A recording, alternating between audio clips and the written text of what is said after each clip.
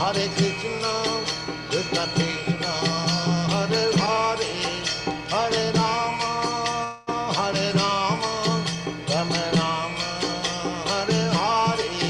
Hare Krishna,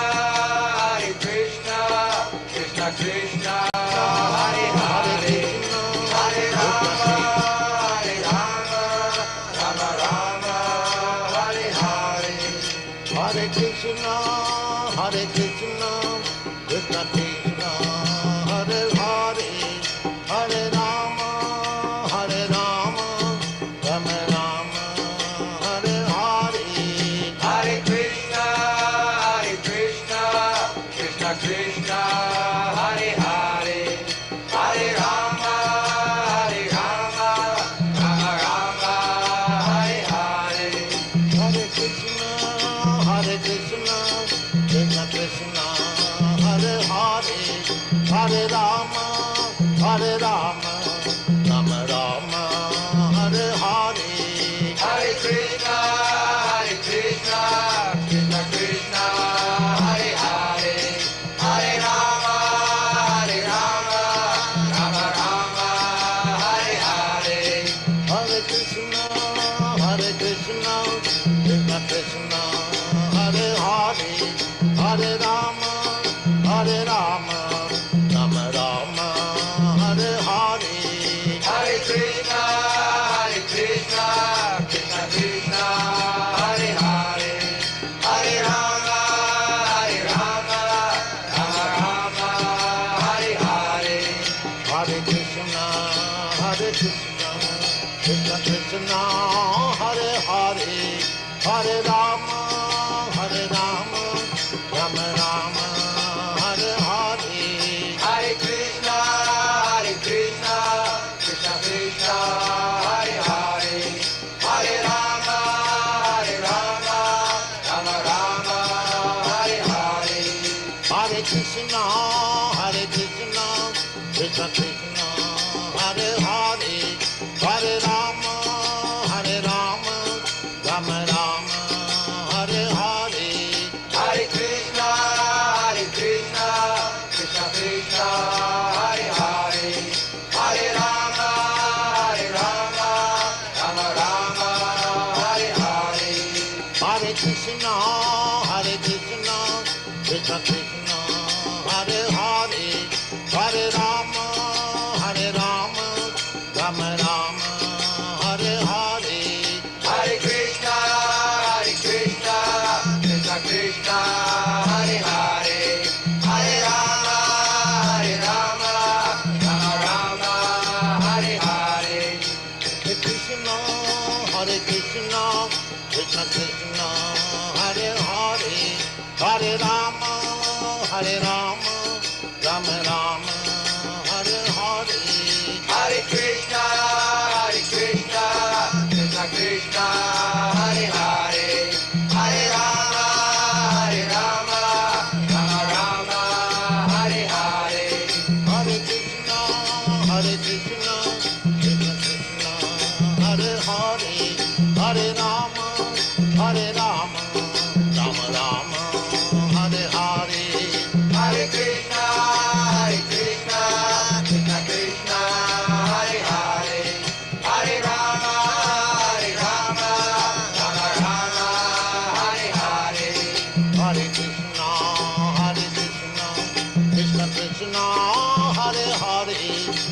Rama, Rama Rama, Hare Hare. Hare Krishna, Krishna Krishna, Hare Hare, Hare Rama, Rama Rama, Hare Hare. Hare Krishna, Krishna Krishna, Hare Hare, Hare Rama, Rama Rama, Hare Hare. Hare Krishna, Krishna Krishna, Hare Hare, Hare Rama, Rama Rama, Hare Hare. Hare Krishna, Krishna Krishna, Hare Hare, Hare Rama,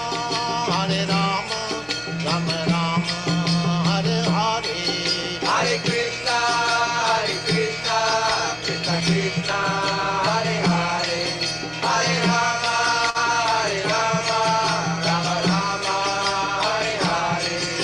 Hare Krishna, Krishna Krishna, Hare Hare, Hare Rama,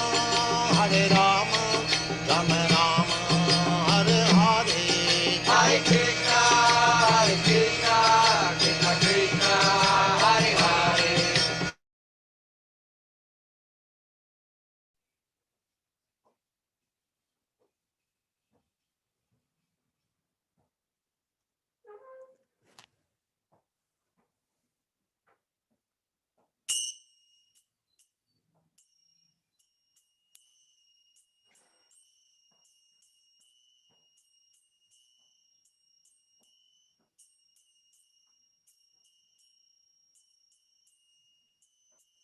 जय राधा माधव कुंज बिहारी गोपीजन वल्लभा गिरिवर धारी। जय Radha Madhav Kunj Bihari गोपीजन Vallabh Girivar.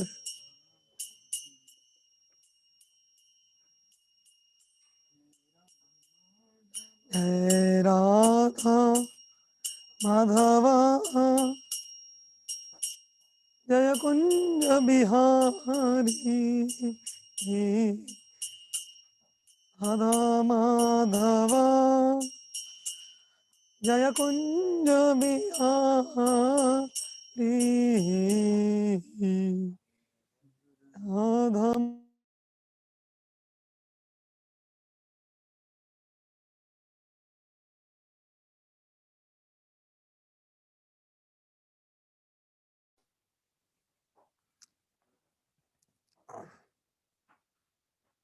Sound is coming.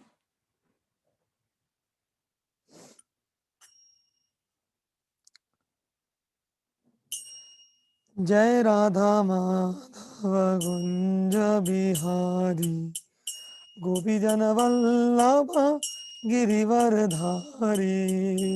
Radha Madhav Kunj Bihari गोपीजन Vallabh Girivardhari. जय राधा माधव कुंज बिहारी गोपीजन वल्लभ गिरिवर धारी। राधा माधव कुंज बिहारी गोपीजन वल्लभ गिरिवरधारी। जय राधा माधव कुंज बिहारी गोपीजन वल्लभ गिरिवर धारी। राधा माधव कुंज बिहारी गोपीजन वल्लभ गिरिवरधारी। यशोदानंदन व्रज जन रंजन यशोदानंदन व्रज जन रंजन जमुना तीरावन चारी। यमुना तीरावन यमुना तीरावन चारी।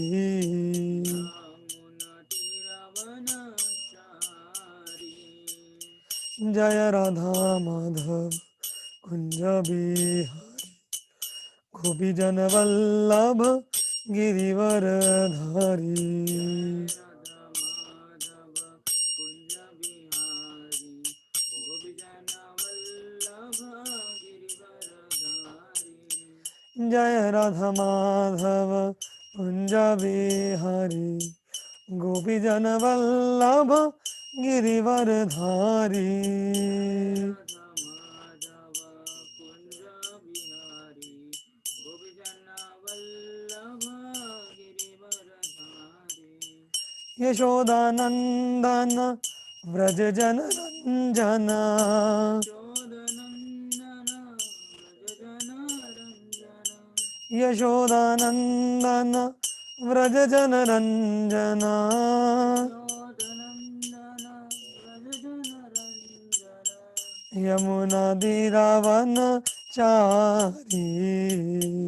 यमुना तीरावन चारी। यमुना तीरावन चारी। यमुना तीरावन चारी। जय राधा माधव कुंज बिहारी गोपी जन वल्लभ गिरिवर धारी। जय राधा माधव कुंज बिहारी गोपीजन वल्लभ गिरिवरधारी। जय श्री श्री राधा रास बिहारी की, जय श्री श्री सीताराम लक्ष्मण हनुमान की, जय पतित पावन श्री गौरनिताय की, जय समवेत गौर भक्त वृंद की, जय। निताय गौर प्रेमानंदे।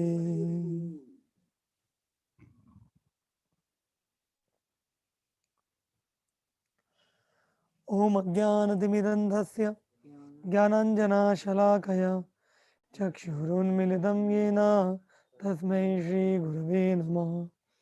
श्रीचैतन्यमनोभीष्टं स्थापितं येन भूतले स्वयं रूपगदामह्यं ददाति स्वापदान्तिकं।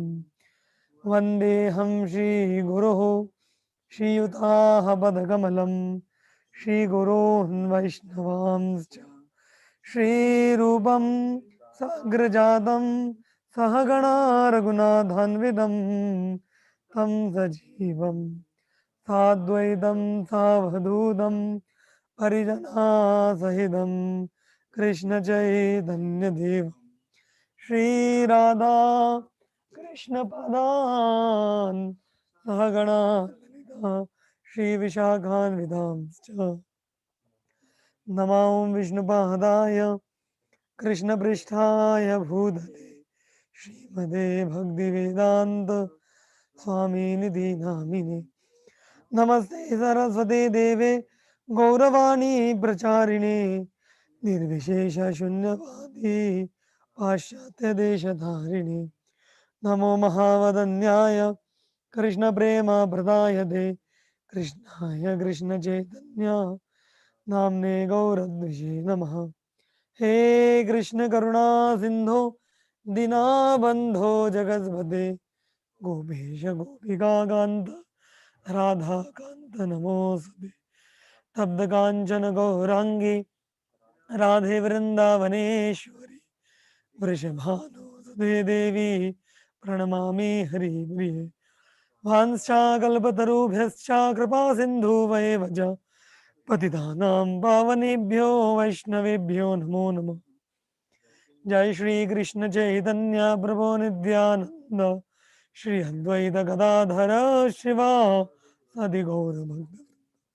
हरे कृष्ण कृष्ण कृष्ण हरे हरे, हरे राम राम राम हरे हरे। ओम नमो भगवते वासुदेवाय। ओम नमो भगवते वासुदेवाय।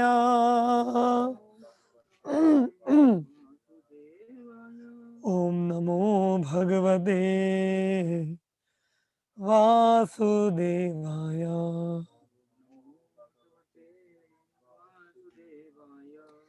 नारायणं नमस्कृत्य नरं चैव नरोत्तमं देवीं सरस्वतीं व्यासं ततो जयं मुदीरये। नष्टप्रायेषु भद्रेषु नित्यं भागवत सेवया भगवती उत्तमश्लोके भक्तिर्भवति नैष्टिकी। कृष्णाय वासुदेवाय देवकी नंदनाय च नन्दगोपकुमाराय गोविन्दाय नमो नमः। Hare Krishna. So welcome everybody for our Srimad Bhagavatam study circles, and we are discussing the canto first, chapter number 16, chapter entitled How Parikshit Received the Age of Kali. And we have discussed till now till text number 16. And the last theme which we were discussing in text number 16 was secret of surpassing and the news of Yamaraj, in which we were discussing that how uh, when Krishna Katha goes on, then there's no tension of time, because the very controller of time, or the god of that Yamraj himself, is present in the Katha. So that time Yamraj is not going to take anybody from the Katha. So that's the secret of surpassing Yama's news is regular hearing of Srimad Bhagavatam, or regular hearing of the topics of the Supreme Lord, like that. And then we discussed further, in which we were discussing that the context of Parikshit Maharaj traveling to various places where he is getting to hear about his grandfathers Arjuna, Yudhishthir, Pandavas. So wherever Parikshit Maharaj was going, he was being welcomed by various kings in different places wherever he was going. And they were glorifying and welcoming Parikshit Maharaj in connection to his forefathers, the Pandavas, who were great devotees of Krishna. So Prabhupada very nicely explained to us, all of us, in the purport, that how to give a welcome address, and what is proper welcome address and what is flattery. So actual welcome address is spoken whenever we connect a person with reference to the Supreme Lord. Because the Lord and the devotees are, I explained last time, that the Lord and devotees are very strongly connected to each other. The devotees are glorified because they are surrendered to the Lord, and the Lord is glorified because Lord has great devotees who are so surrendered to Lord. So both Lord and devotees, they glorify each other. So Pandavas were glorious because they were devotees of Krishna, and Krishna is glorious because Krishna has devotees like the Pandavas. Correct? Like just like in the material world, we say now that a son is known by the father's name, and then the father is known by the son. So when we are small, we ourselves don't have any independent identity. Uh, oh, this sun is too much coming. This portion, yeah, yeah, fine. So like when children are small, then they don't have their own individual identity. Means nobody knows them, but they are glorified in reference to their father. Like people may say, "Oh, he's the son of son of so and so. He's the son of so and so." Similarly, connecting to Krishna is so glorious that even if one is not a very advanced devotee, but just because he's chanting Hare Krishna, people will say, "Oh, here is a Krishna devotee." Although he is a very neophyte person, he is a neophyte devotee, he may not be very advanced devotee. So anybody who connects to Krishna gets glorified. Correct? And then when the same devotee practices and he becomes very advanced and pure devotee, then by his activities, Krishna is glorified.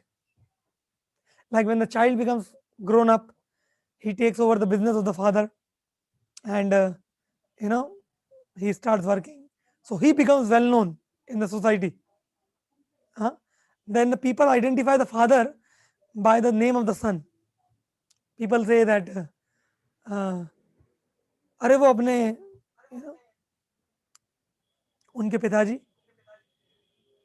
Sharma ji के पिताजी, Sharma ji is now very famous, Sharma ji के पिताजी. So then the father becomes known by the son. So in this way, when a devotee is neophyte, he is not very advanced, still it is very glorious to connect to Krishna, because as soon as he connects to Krishna, he becomes glorious. Krishna is very great. And when he continues to practice devotional service, when he becomes advanced, then by his activities, he glorifies Krishna. For example, Prabhupada. So we all know Krishna only because of Srila Prabhupada's books and Srila Prabhupada's movement. So it is Srila Prabhupada who glorified Krishna. Krishna is known because of Prabhupada in this whole world today. Is it not? Like that. So that's what we discussed last time, the relationship between devotees and Krishna. And now we are moving on to the next theme, which is coming from, which is mainly coming text number 21, but there are some 3-4 verses before 17 onwards.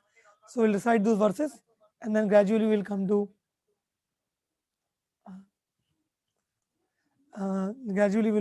that section of uh, yeah.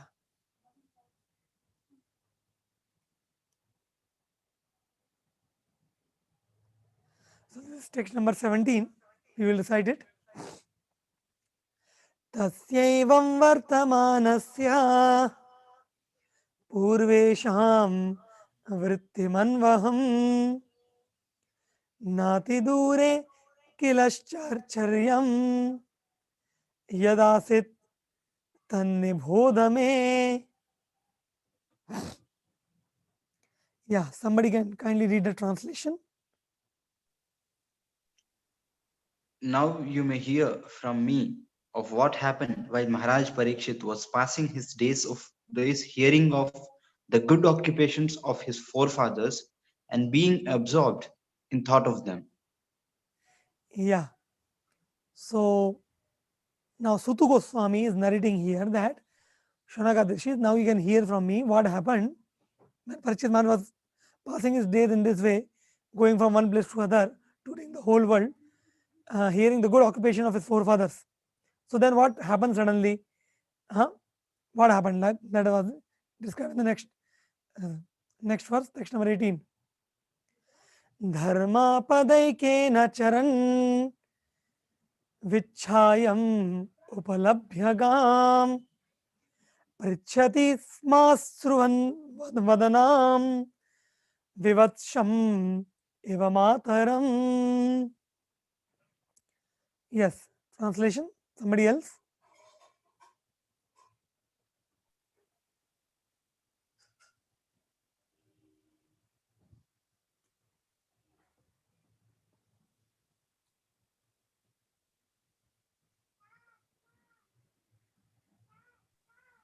The personality of religious principles, Dharma, was wandering about in the form of a bull, and he met the personality of Earth in the form of a cow who appeared to grieve like a mother who had lost her child.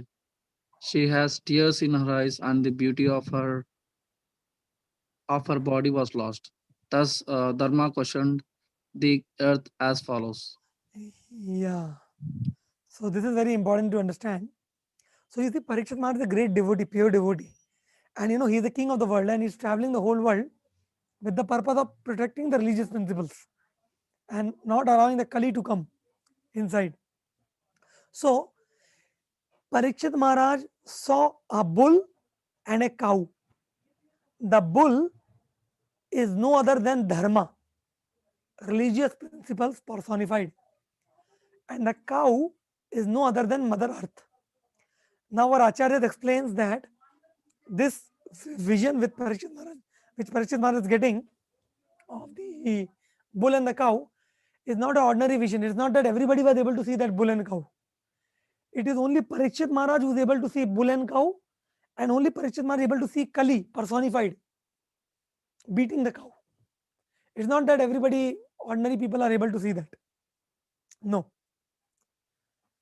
The vision is only to Parikshit Maharaj that he is saying that how Kali is now harming religious principles and also harming the earth. So it's like a personified forms of Dharma, earth, and Kali. Parikshit Maharaj saw. So Dharma came in the which form? Bull. And earth came in the form of cow. And Kali came in the form of Kali. Kali is Kali. Correct? Now Prabhupada is writing very nicely in the purport. Yeah. Please read, Prabhu. Somebody, the purport, can somebody read? The bull is the emblem of the moral principle, and the cow is the representative of the earth. When the bull and the cow are in a joyful mood, it is to be understood that the people of the world are also in a joyful mood. The reason is that the bull helps production of grains in the agricultural field, and the cow delivers milk, the miracle of aggregate food values. The human society therefore maintains these two important animals very carefully so that they can wander everywhere in cheerfulness. But at the present moment, in this age of Kali, both the bull and the cow are now being slaughtered and eaten up as foodstuff by a class of men who do not know the Brahminical culture. The bull and the cow can be protected for the good of all human society simply by this spreading of Brahminical culture as the topmost perfection of all cultural affairs. By advancement of such culture, the Moral, moral. moral of the society is properly maintained, and so peace and prosperity are also attained without extraneous effort. When Brahmanical culture deteriorates, the cow and bull are mistreated, and the resultant actions are prominent by the following symptoms. Yeah, very, very important purport. Vaishnava Prabhupada. So, Prabhupada is saying that protection of Brahminical culture. So, now when we talk of Brahminical culture, what all comes in Brahminical culture? What all comes in your mind when we talk about that there should be prevalence of Brahminical culture? Yes, devotee can share some points. What all comes under the category of Brahminical culture? Some things Prabhupada only wrote in the purport. Protection of cows. Okay, the cow protection comes in Brahminical culture. Cow means bulls also. Okay, okay. Now, what is the connection of cow protection with Brahminical culture? Can somebody say? Why cow protection? Somebody say, na, dog protection, pig protection, ass protection. Why only cow protection? Why cow protection is a part of Brahminical culture?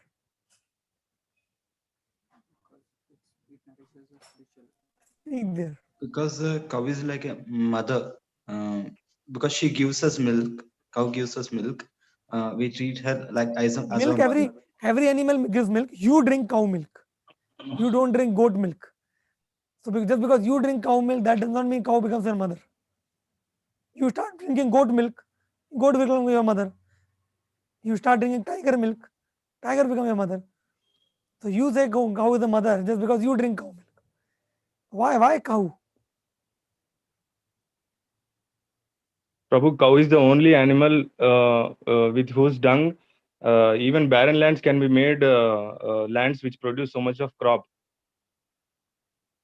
Cow is the personification of Lakshmi because cow is the only animal from which we get everything that is useful for the welfare of for the living of the human beings.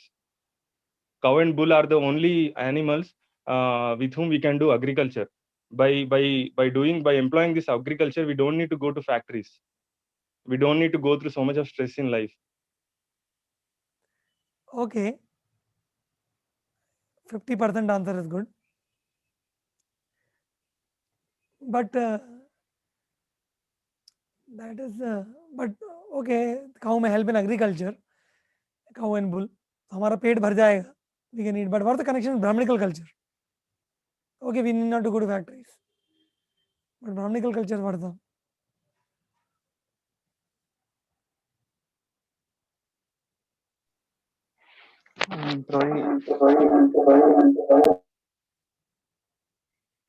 You speak?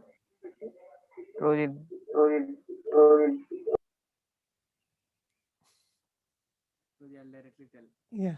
So, drinking cow milk generally, so every food components nourishes the brain tissues.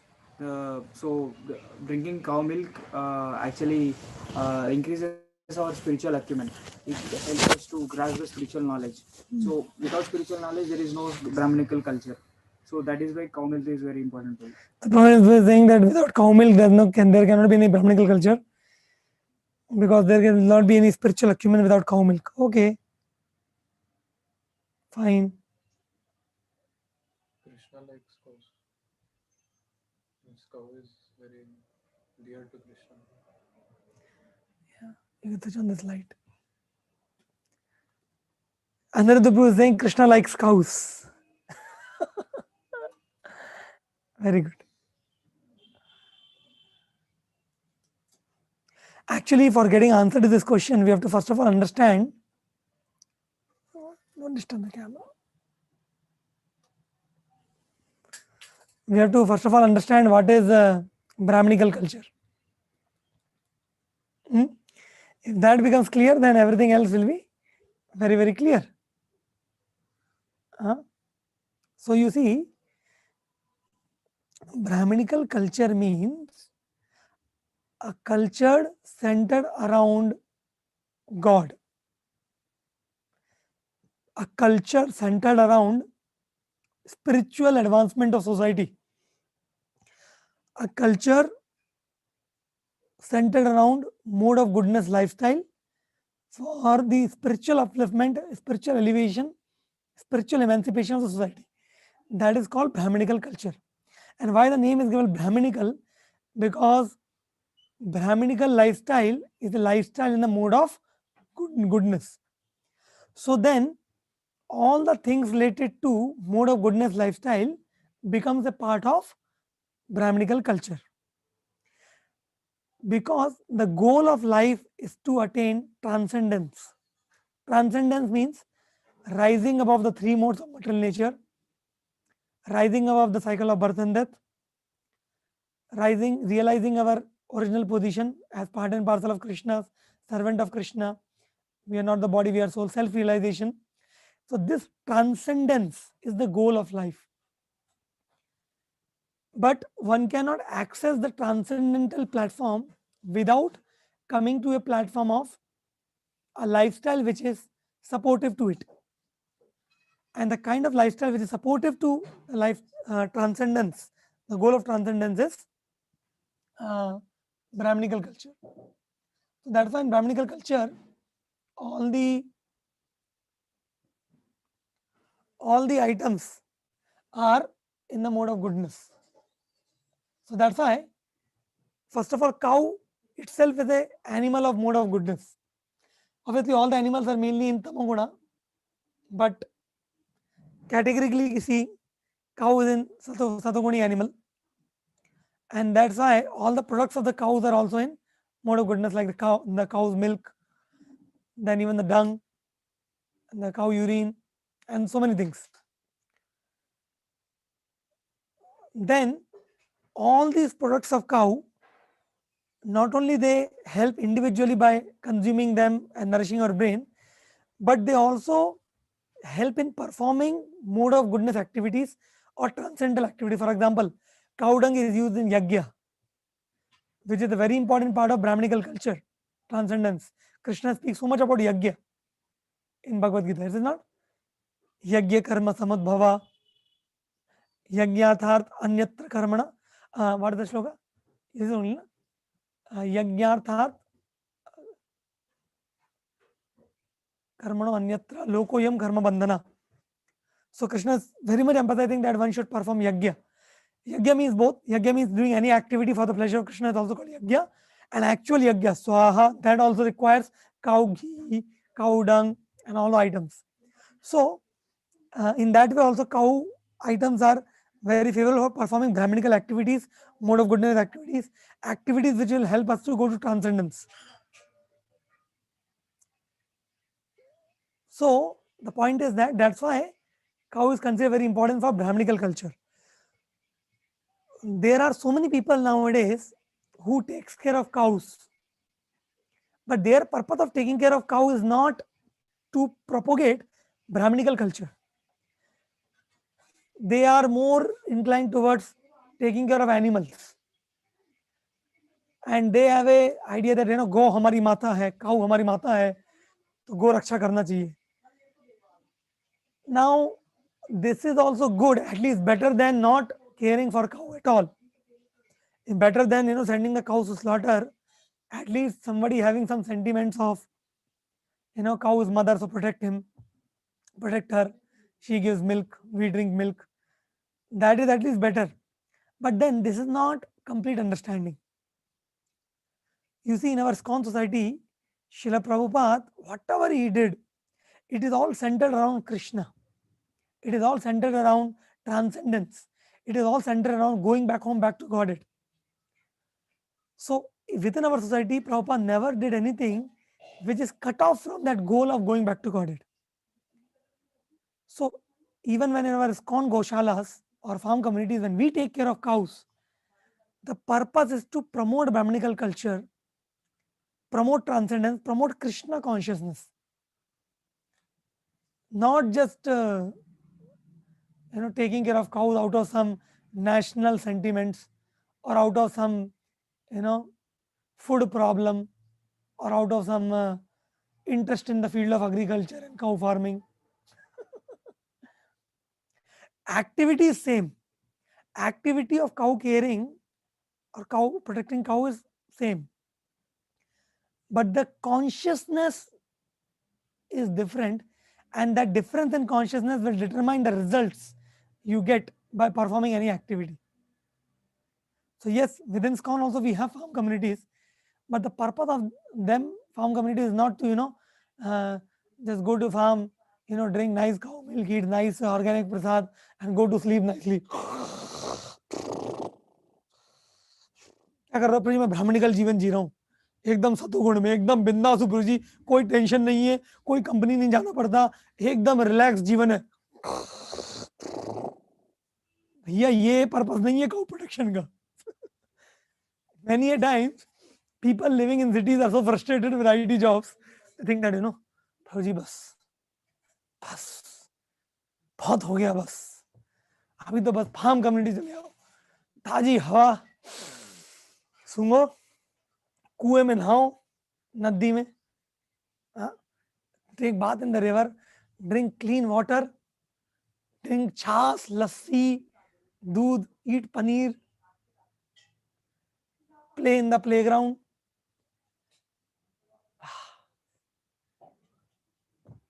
Is this the goal of Brahminical culture? That is why what is Brahminical culture, and the goal also has to be always remembered. Somehow or in the Kali Yuga, conditioned living entities are so attached to sense gratification, and the ignorance is so deep rooted that if we are not constantly every time reminded the goal of life to go back to Godhead, it is very easy to forget. And then even on the name of Krishna consciousness, we may be doing pious sense gratification. We may become lazy. Like now, currently I am in Guna, parents' place. So I was talking to some of my old friends here who are also devotees. So one of my friend, his name is Sanatana Goswami Prabhu, he is also initiated devotee. So he was saying to me, now he has studied in Pune, after that he has done job also in Pune, and like this. So he was saying to me one interesting thing. He is saying that, arre yaar, Guna na, our place, ऐसी जगह है, it's a place where you don't experience threefold miseries only. People are ekdam relaxed.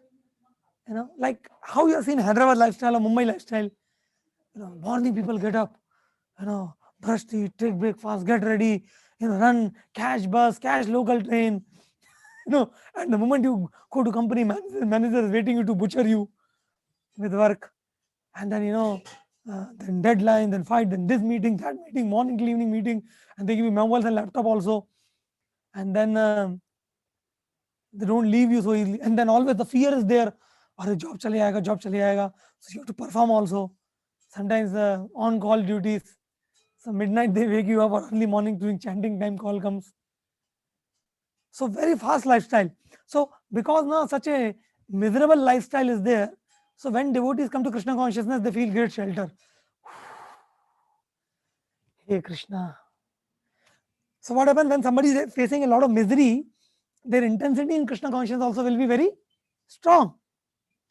But our Sanatana Goswami Prabhu, here he's saying that in places like this, na, little village kind of place, like Guna is a very small town. It's like a small district kind of village. Lifestyle is so cool. Most of the people, practically 95% people here are business people. And because it's a small place, so business also runs nicely because everybody is interdependent. Demand is there. And nobody has to go many kilometers to catch any bus or go to their office. Most of the people's shop are just below their homes. So their place of occupation is just below their homes. And family culture is very strong here. Everybody is, very nicely inclined to family. Place is small. Earning is not very difficult, basic earning. So the material miseries are not very explicitly experienced in such kind of places as compared to metro cities. So there's an advantage also of this and a very great disadvantage also of this. Advantage is that because lifestyle is peaceful, if somebody is really very Krishna conscious, without much anxiety, he can, be very Krishna conscious here. There are a lot of Hanuman temples, Ram temples here. In fact, we went also. And nice places there. You can do bhajan, kirtan, program, camps. So somebody is Krishna conscious. But generally, what happens? It's not very easy to remain on Sattva Guna. People, when they try to rise from passion to Sattva Guna, they generally fall from passion to ignorance. And ignorance and Sattva Guna look very similar because both are slow. It's very difficult to understand who's in Sattva Guna and who's in ignorance because both function slowly. A Sattva Guni person also is slow and a Tamoguni person is ultra slow. So externally, nobody can understand he is in Tamoguna or he is in Sattva Guna. Okay. From his activities and from his consciousness, one understands. So in such places, what happens? People are generally in the mode of passion. And in such places, because material miseries are less and people are not Krishna conscious, means the association is not there. So instead of rising from passion to Sattva Guna, people glide down from passion to ignorance. And what is the philosophy? Ignorance is bliss. So that's why, people here are very cool, aram se, tension free, little, compared to Hyderabad and Mumbai. And you see, like currently they are sitting here, you can ask them how you are feeling the environment. Very peaceful. Shant. You can take a deep breath and go to sleep. So that is why, when we talk about farm communities or bull, cow, all this, we should not, our movement, we are connected to Prabhupada's movement. Our life is not for living in peace. We are not here to, go to some farm and live peacefully and do like that. Obviously, we need to have a decent, peaceful life to practice Krishna consciousness. But then we have to understand that we are more a preaching mission and we have to extend ourselves, take anxieties for spreading the Brahminical culture, especially on those places where the influence of Kali is the topmost. And that places are the metro cities. So that's why, although the lifestyle in the metro cities may be very difficult, obviously those who become accustomed, for them it's not difficult also. But whatever, we have to actually preach there and do the best with the bad bargain. Yeah. So that's why I'm saying all this, because whenever this kind of purpose you read where glorification of cow, bull, importance comes, please don't read them out of context. Always keep the context in mind. Brahminical culture. What is Brahminical culture? Culture centered around spiritual advancement. Culture centered around Krishna consciousness to make progress. Otherwise, we are not some cow protection organization. There are organizations who do much more cow protection than us. They have lakhs of cows. If you go to areas in Uttar Pradesh, Vrindavan, and there are so many people, thousands of cows they have. ISKCON don't have so much gaushalas. So we do that much, which is required to keep the goal of transcendence in mind. And as and when resources are available, we do. Like that. So that's a very Important point. Does that make sense, Prabhus? What I spoke? Say yes or no.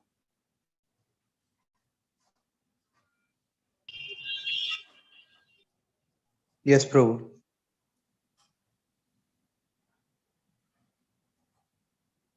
Yes, Prabhu. Yeah. Thank you. Did you call Mukesh? Okay, so now, um, yeah. See, here Prabhupada is saying an important point. See, by advancement of such culture, which culture? Brahminical culture. When people are God conscious, then the moral of society is properly maintained, which means what? The standards, the principles are maintained. Nobody goes in depression, nobody becomes morose, nobody is disheartened. So peace and prosperity are already automatically attained without extraneous effort. People's lifestyle becomes simple, people's needs becomes less, is it not? So then peace and prosperity is a byproduct of Brahminical culture. So peace and prosperity will automatically come if we become Krishna conscious. But without becoming Krishna conscious, if we try to attain for peace and prosperity, that is not possible. Correct? Like that. Okay, now we'll go to next verse, text number 19. Now, Dharma is speaking. Dharma, who is in the form of a bull. So now here's the conversation between Dharma and the cow. Dharma and earth, cow and the bull. So now he is speaking. So we'll read what he is saying. Dharma vacha kachid bhadre namayam. No. Kachid bhadre namayam. Kachid bhadre namayam atmanaste. Vichhayasi मलयतशान मुखेन आलक्षये भवति मंतराधीम दूरे बंधुम शोषचि कंजनाम्ब कचिद भद्रे नामयमात्मनस्ते विच्छायसि म्लाया म्लाया तेषन मुखेन आलक्षये भवति मंदिरमाधिम दूरे बंधुम शोषजी कंचन amba. See, amba. See the word here. Amba means mother. So the bull is referring the cow as mother, and the bull Dharma is asking the mother earth cow why cow is appearing to be sad. Because how the cow is appearing? The cow is appearing very sad, very you can say mm, crying. Cow is crying actually. Yeah, no problem. Okay, I was searching something. Okay, no problem. So yeah, somebody can read the translation here.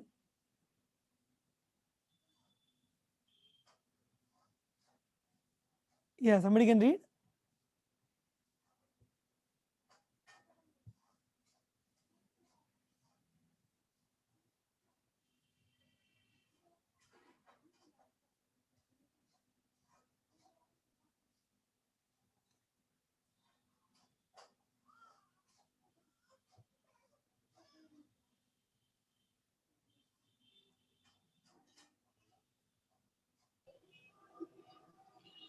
Dharmas asked, Madam, are you not hale or hearty?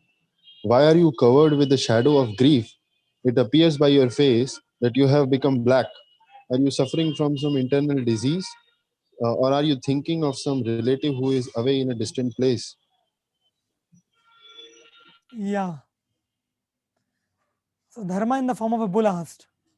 See, Prabhupada is saying here cow is madam.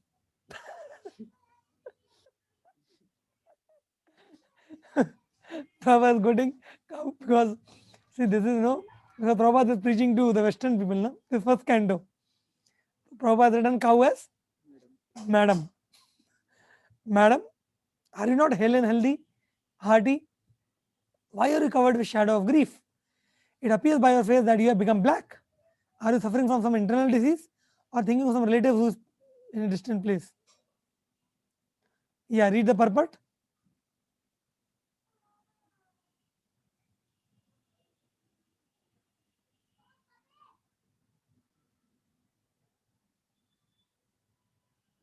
Yes, purport.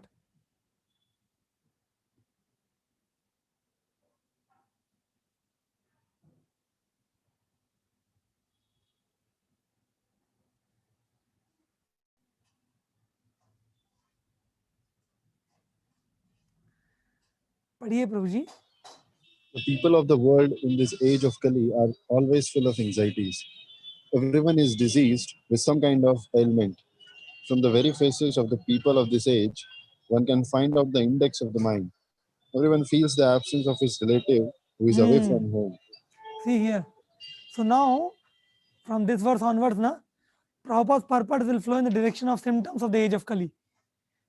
It will come in this chapter and next chapter also very importantly. So first thing Prabhupada is saying, the people in the age of Kali are always full of anxiety. Acha, who else tells this, that people in the age of Kali are full of anxiety? One Mahajana also says this.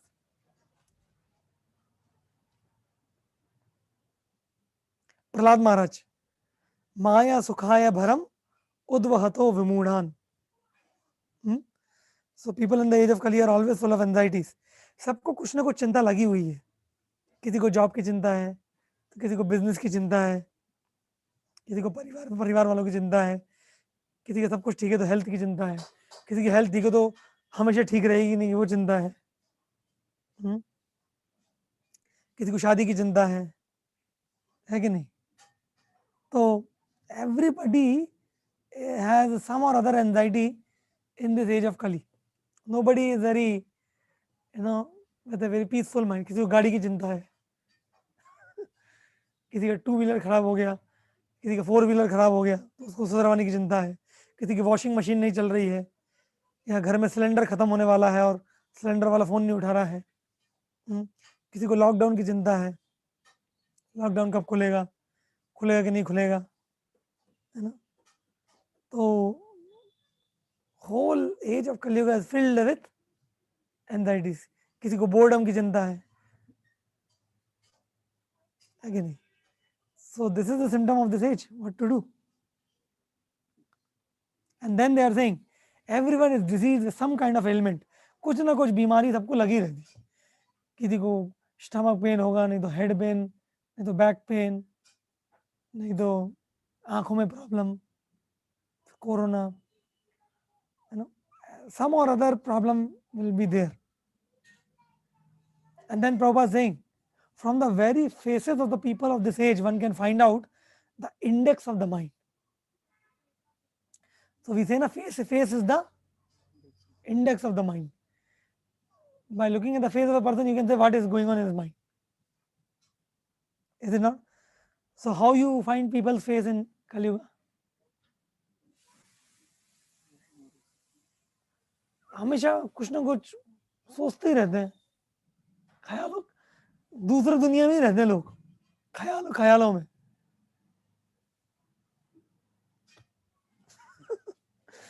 Is it not? Basically confused. And then Prabhupada said, you see, one line, na, how Prabhupada predicted, we can all see this happening. And then Prabhupada is saying, everyone feels the absence of relatives who is away from home. So somehow there in Kali Yuga, it is already predicted that the family systems in such a way that, first of all, people will not be, it will be very difficult for people to stay with the family because of some or other reason, either, education or job or business, people have to be separated. And then even if they live together also, even while living together, they will feel separation. Like how many of you have experienced that when you are away from your home, say in Hyderabad, you are staying away from home. At that time, you remember your family people, mother, father more than you are actually living with them. Then when you actually live with them, you take them for granted. It's like every day you are living with them. and then you don't feel that I'm actually with them, then you think that okay, I was more happy otherwise. Hmm? So everyone feels the absence of a relative who's away from home, and even if nobody wants to leave home, they have to leave for some or other reason: education, job, business, marriage, you know, like that. Okay, continue from here. The particular symptom from here.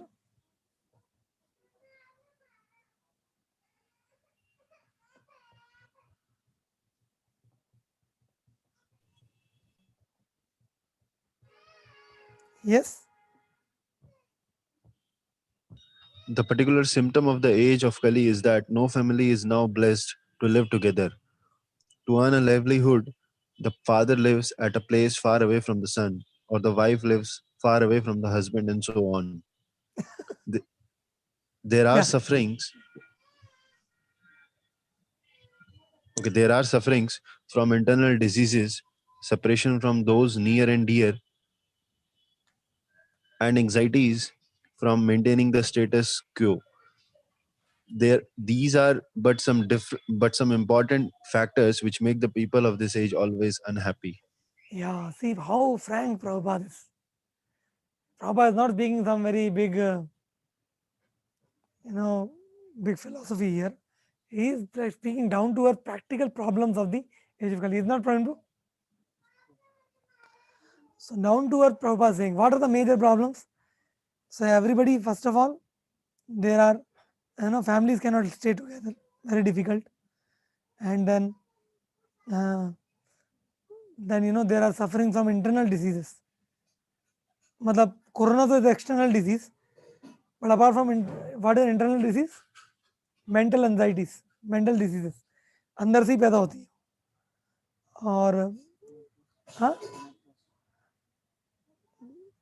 and then separation from near and dear one means some family relatives may die, and then suppose everything goes on, then anxiety for maintaining status quo. Suppose everything is going nice, but then the person has to maintain. Like when I was in my school days, so I used to get sometime first rank, but after getting the first rank in the school, the greatest anxiety is to get first rank again because you have to maintain the status. See, if you don't get the first rank, then there's always a anxiety. I want to get first. I want to get first rank. I want to get first rank. And then when you get first rank, then the bigger anxiety now how to maintain. Is it not? Similarly, people once who do a particular kind of job with a particular kind of package, then what the idea they get? Oh, now next job if I get, I have to get better than that. Suppose if they get lesser than that, then people will also criticize them and they will also feel sad. ये promotion हुआ है demotion हुआ. And same thing with the family. Suppose the family has a particular status in the society, people look at the family with a particular status. So then we have to maintain that much status. You should have, if you have shown other people that I have 1, 2, 3 cars, then if you don't, tomorrow if you don't have that cars, the people will ask, "Arey, nowadays you are going in taxi, earlier you used to go in your own car." So that's why these are big anxieties. Is it not? For example, according to, I have spoken this many times, according to other people, working in IT job is very considered very prestigious. I have seen many boys who keep working in IT company till the time they get married. As soon as they get married, they leave IT job because they just wanted IT title to put in their biodata so that they can get some good match. After that, they may do some other business or job. अभी हो गया ना शादी, like that. So these are the things. Prabhupada is saying that these are some important factors which make the people of this age always unhappy. So now it's not that devotees may not face these problems, but then while facing all these struggles, the main uh, wealth of a devotee is a devotee always, his consciousness is subdued in Krishna. His consciousness is always rising up towards spiritual world, toward transcendence. So, despite suffering all these problems, a devotee who is dependent on Krishna does not actually suffer because internally he is very relaxed because उसको किसी को दिखाना नहीं. See, devotee का कितना सारा problem solve हो जाते हैं. मैं आपको यहाँ पे गिनवाता हूँ. Just see. See, Prabhupada saying that people have to have anxiety for maintaining status quo. Does devotee have to worry about status quo? If you are actually a devotee, then you have to worry about I have to show to 10 other people in society. No, you don't have to show off to anyone. So is this problem is solved? Correct. Then separation from near and dear one. So either a devotee may live with his family, or otherwise a devotee will live with other devotees. And because devotee is with Krishna always, he don't experience this separation from near and dear ones because Krishna is always near to him.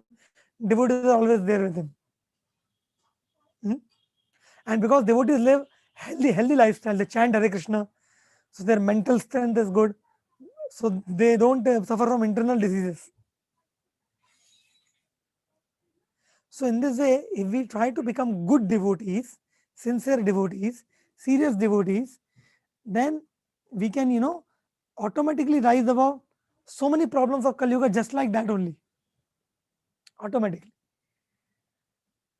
So Prabhus, please note this point that, the general mode of operation of a neophyte is that, we think that let everything be peaceful, let everything be all right, let everything be settled down, and then I will peacefully practice Krishna consciousness. But it is wrong actually, because this side.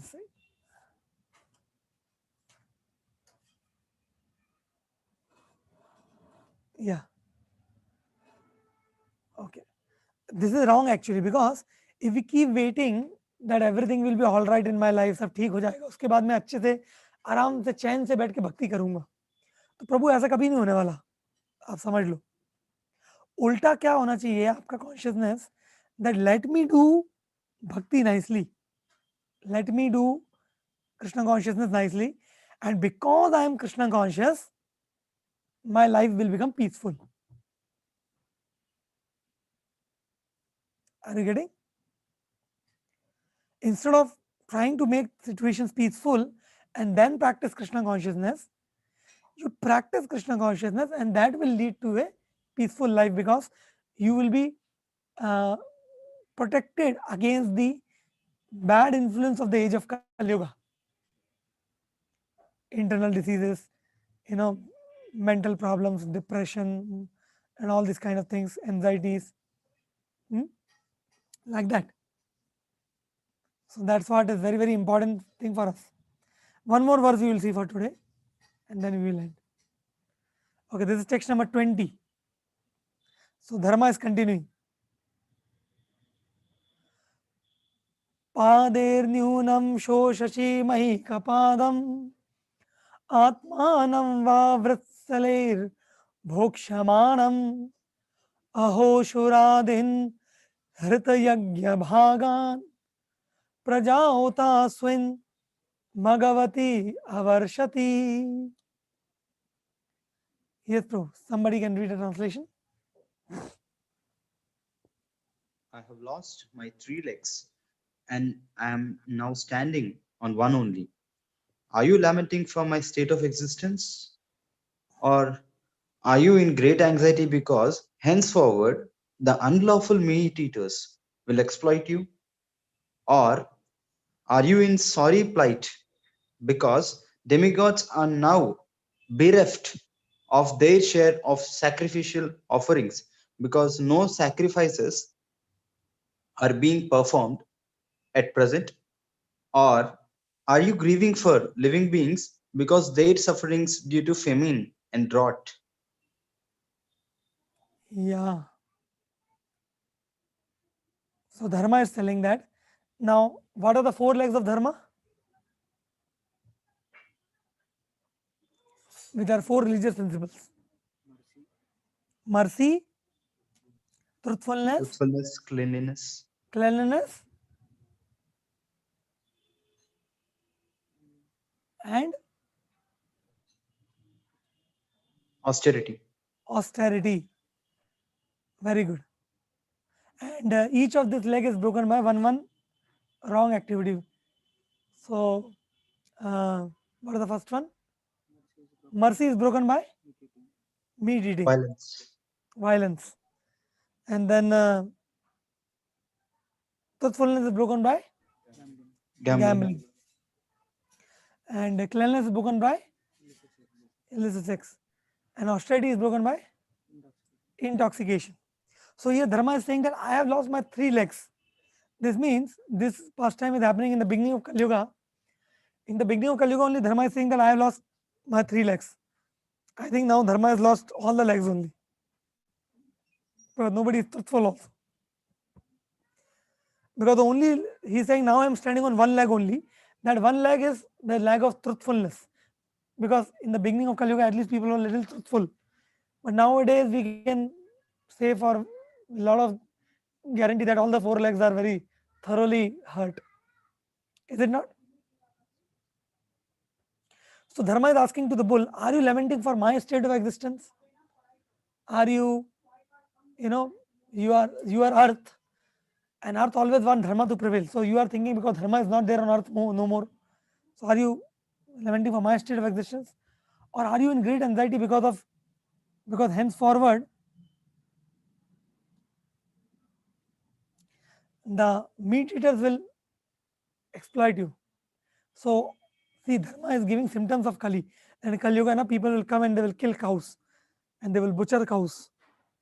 Or are you in a sorry plight because the demigods are now bereft of their share of sacrificial offering because there are no sacrifices being performed at present? Or are you grieving living beings because they're suffering due to famine and drought? See, everything is connected. When people become sinful, meat eaters, then they don't perform sacrifice. Sacrifice of what? Yajna. And when the yajna doesn't happen, what Krishna says? If you do yajna, what will come? Rains. Rains comes by yajna. What is that verse? Annat bhavanti bhutani parajanya anna sambhavat yajnat bhavati parajanyo yajna karma samudbhava.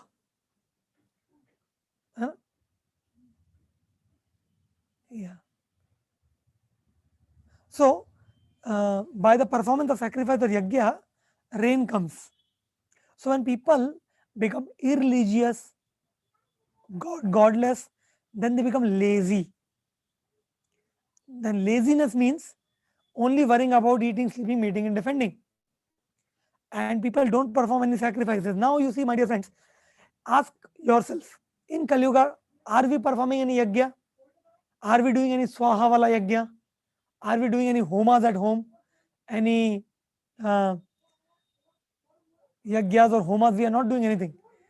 The only uh, the only yajna which is recommended for the age of Kali is which yajna?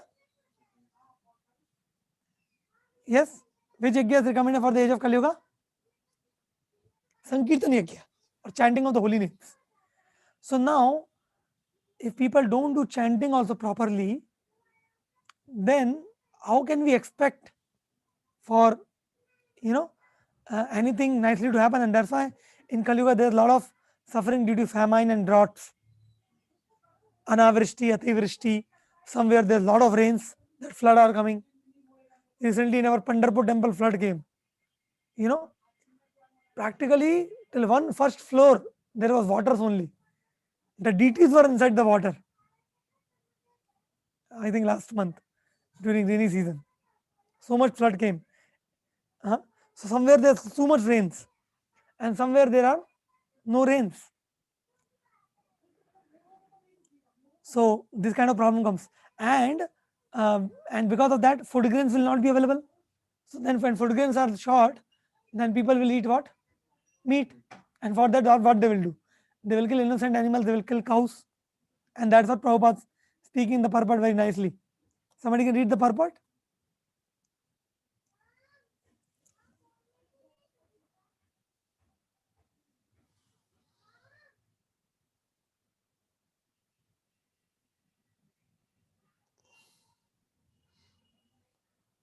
Yes, true. With the progress of the age of Kali, four things particularly, namely the duration of life, mercy, the power of recollection, and moral or religious principles, will gradually diminish. Since dharma or the principles of religion would be lost in the proportion of 3 out of 4, the symbolic bull was standing on one leg only. When three-fourths of the population of the whole world become irreligious, the situation is converted into hell for the animals. In the age of Kali, godless civilizations will create so many religious societies in which the personality of Godhead will be directly or indirectly defied,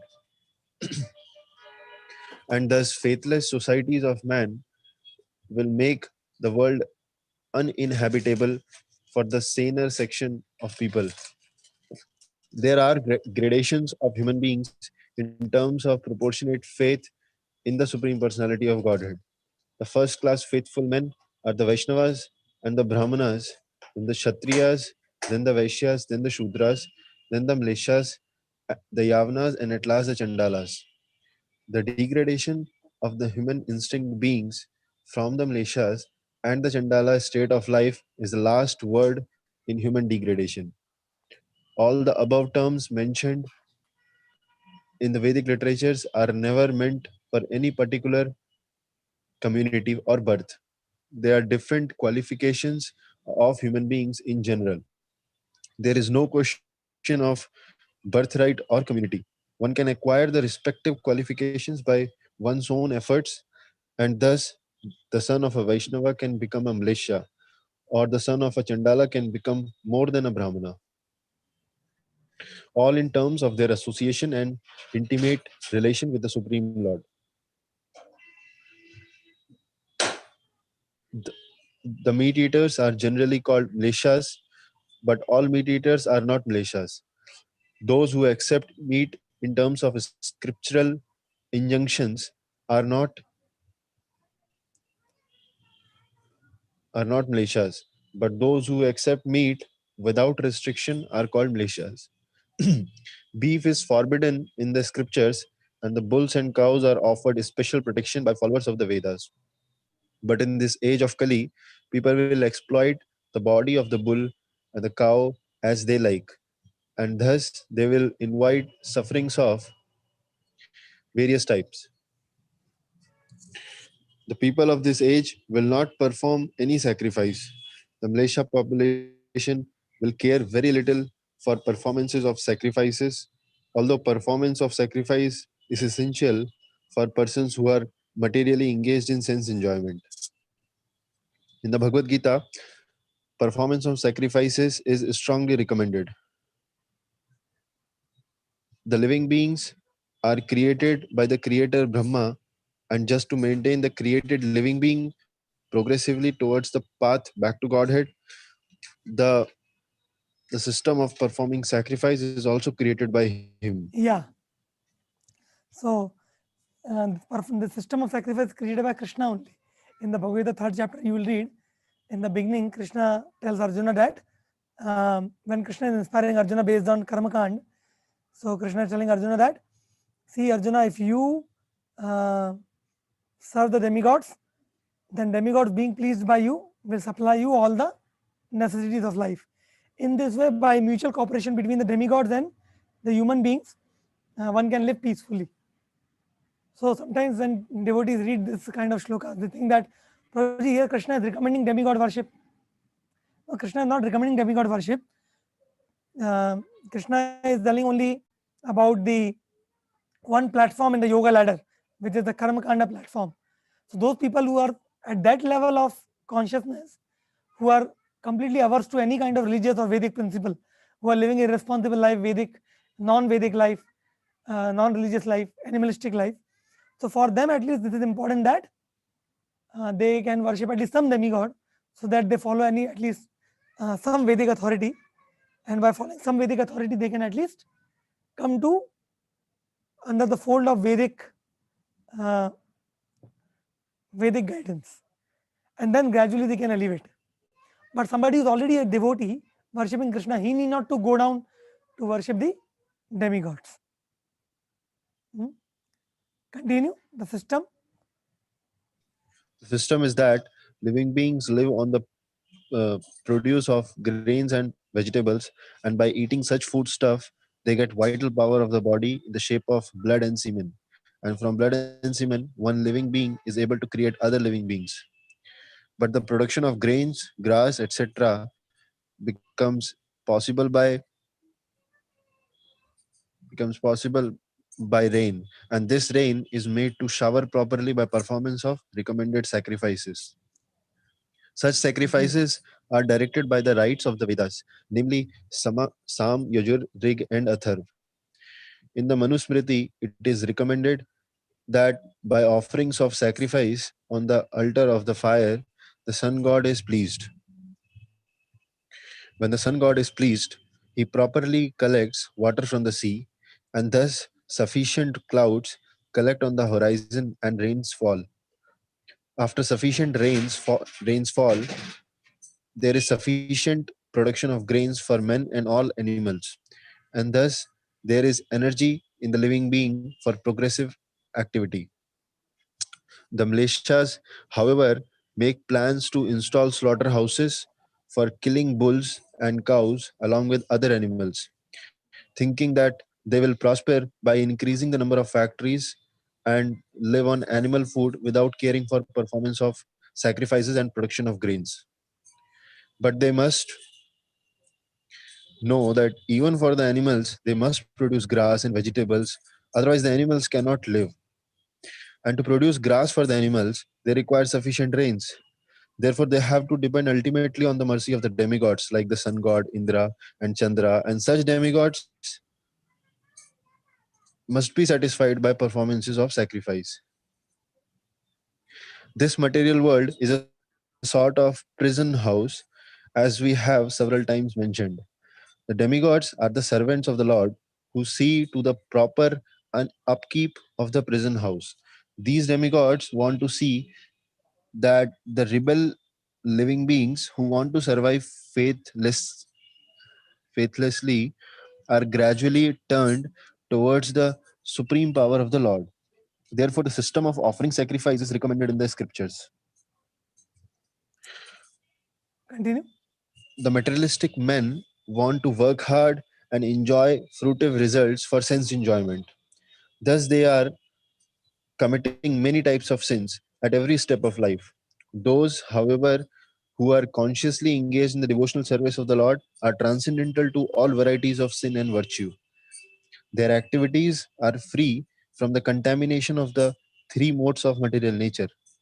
For the devotees, there is no need for performance of prescribed sacrifices because the very life of the devotee is a symbol of sacrifice. But persons who are engaged in fruitive activities for sense enjoyment must perform the prescribed sacrifices because that is the only means to get free from the reaction of all sins committed by fruitive workers. Sacrifice is the means for counteracting such accumulated sins. The demigods are pleased when such sacrifices are performed, just as prison officers are satisfied when the prisoners are turned into obedient subjects.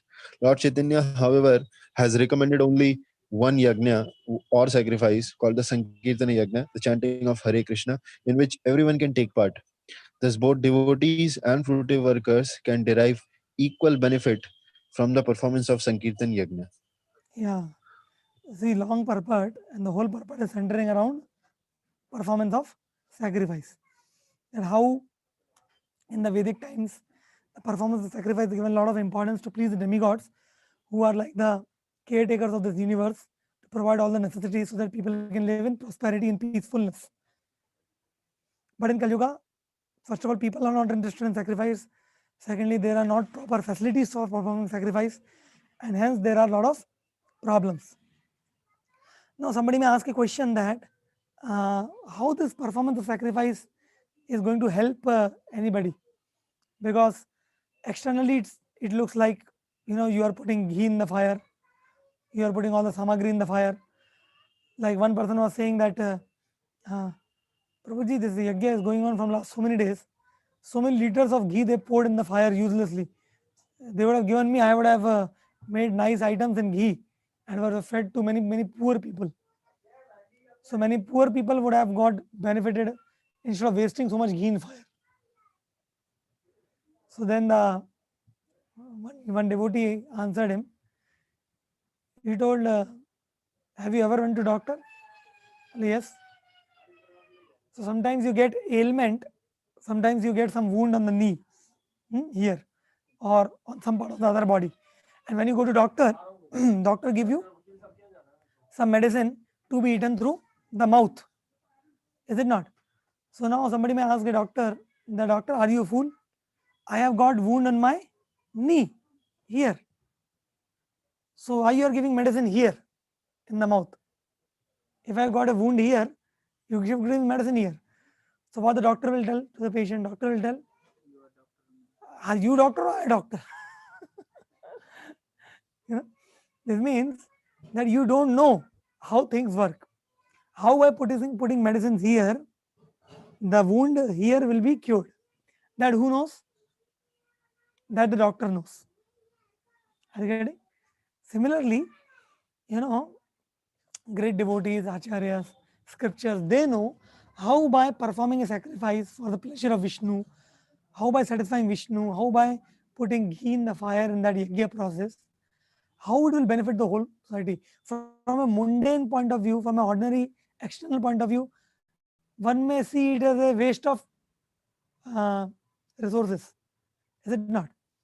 But those who have studied it and those who know it, they know how by putting ghee in the fire here, it is actually going to benefit everyone, like that.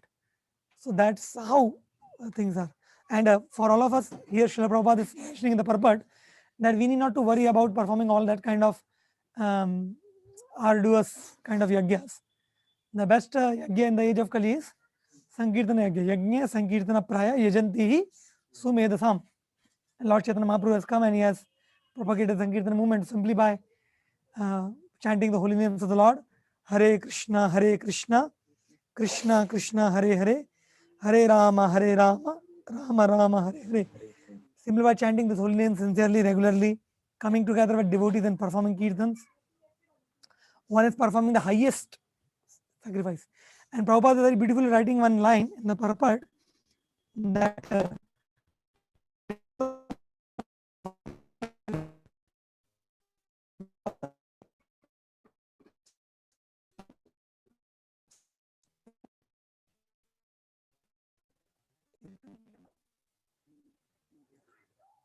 Hare Krishna, Krishna Krishna, Hare Hare. Coming clear? Yeah. So I was saying that Prabhupada wrote a nice point in the purport that devotee need not to perform all different kind of sacrifices because the very life of a devotee is a sacrifice. Is it not?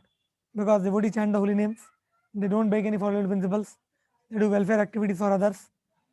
So in this way, the whole life of a devotee is uh, kind of a sacrifice for the welfare of others. So the lesson which we can, the take home message which we can take is that we all are living in this age of Kali Yuga, where life is short, there are multiple responsibilities, and our knowledge is limited, time is also limited. So there is no chance of performing such kind of big sacrifices. Purity is also not there, ingredients are not pure. So that's why chanting is prescribed. And if we don't take this chanting also very seriously, then our homework is not happening properly. So at least let us try to put our good efforts in chanting every day, our prescribed number of rounds. Srila Prabhupada prescribed us how many rounds? 16 rounds minimum. So most of you are already chanting 16 rounds. And my request to those who are not chanting to gradually try to come to 16 rounds. You may be chanting 1 or 2 or 3, but gradually try to come from 3 to 4, 6, 8, 10 eventually. Many of you have already practiced of chanting 16, you can again come. Because please understand that is the main sacrifice for us. Sankirtan Yajna. Then all the Brahminical culture and peace prosperity will be there. Okay. So we have completed till text number 20 today.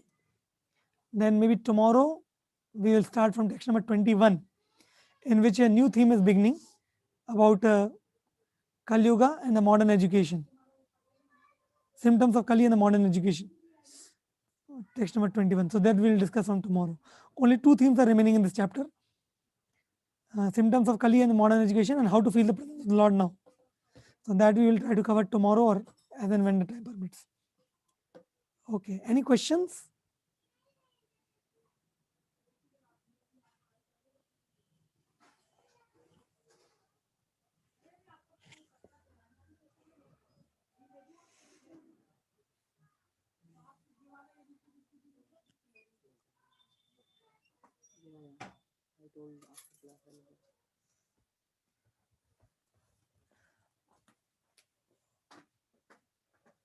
Hari Hari.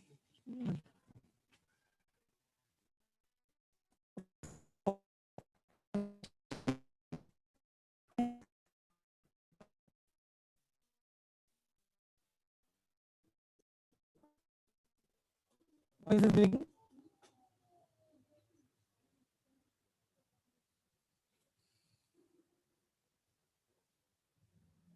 Okay. Okay, then we will meet tomorrow, Prabhus. Hare Krishna. Srila Prabhupada ki, Granthra Srimad Bhagavatam ki, Jai. Samaveta Gaur Bhakta Vrinda ki, Jai. Dai Gaur Premanandi. Hari Hari Bol. Thank you.